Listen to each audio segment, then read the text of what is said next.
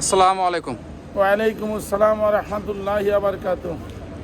আপনি শেরপুর ধনুট ৫ ইসলামী আন্দোলন চরমনাই থেকে আপনাকে এখানে মনোনীত করেছেন। এখানের সাধারণ মানুষের কাছে আপনি যাচ্ছেন বা সাধারণ মানুষের যে প্রত্যাশা যে সৎ লোকের শাসন চাই এবং ন্যায় মতে যারা রাষ্ট্র পরিচালনা করবে বা ইসলামী দল এই দেশে চাচ্ছে, আপনারা কি প্রত্যাশা বা আপনারা দেশ কেমন করে পরিচালনা করবেন এই বিষয়ে বলেন। আলহামদুলিল্লাহ, আমাদের এই মিডিয়ার ভাইয়ের মাধ্যমে জানাতে চাই, শেরপুর ধনুট সহ সারা দেশ তথা প্রবাসী ভাই বোনদের জানাতে চাই যে ইসলামী আন্দোলন বাংলাদেশ ইসলাম প্রতিষ্ঠার রাজনীতি করে। যদিও 11 দলীয় জোট থেকে বের হয়ে এসেছে, কারণ ওনারা বিশেষ করে বড় দল সহ অন্যান্য দল তারা ইসলামী শরিয়া আইন প্রতিষ্ঠা করবে না, এরা ইতিমধ্যে এটা বলেছে।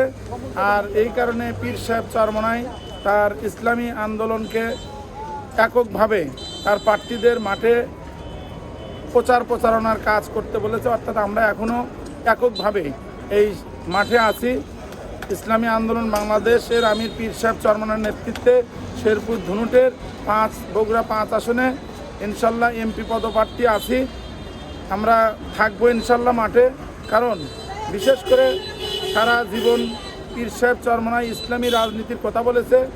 ইসলামী রাজনীতির কথা বলে অন ইসলামিক কোনো কাজ তারা করবে না, বিধায় তারা এখান থেকে জোট থেকে সরে এসে ইসলামী রাজনীতির প্রতিষ্ঠার জন্য, ন্যায় ইনসাফ প্রতিষ্ঠার জন্য, অন্যায় দুর্নীতি দূর করে কল্যাণ রাষ্ট্র গঠনের লক্ষ্যেই আমরা মাঠে থাকবো ইনশাল্লাহ। সবার কাছে দোয়া চাই, এই বলে আমি আমার কথা শেষ করছি। আসসালামু আলাইকুম। ধন্যবাদ আপনাকে।